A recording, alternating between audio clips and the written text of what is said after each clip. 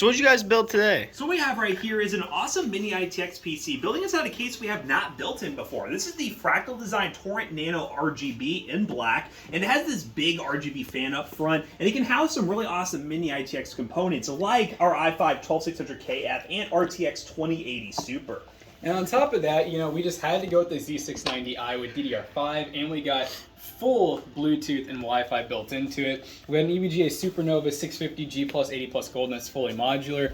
1TB Gen 4 NVMe Western Digital Black. We got DDR5, 32 gigs of it, Team Group Delta 5200 megahertz. So yeah, it's really just a great build. It looks absolutely amazing. One of the best parts is it's going to be $1725 at PCBros.tech, which is such a good price for a little compact build like this. Yeah, this case really resembles the NZXT H210 a lot in terms of its stature. It's not like super small for mini ITX, but it's very easy to build in, and it looks really clean in our opinion. So you could build a PC using this case if you want to. That's our mini review, or you could buy this PC over at PCBros.tech and use code TOASTYBROS to check out to save 2%. And yeah, see you guys later. Peace out.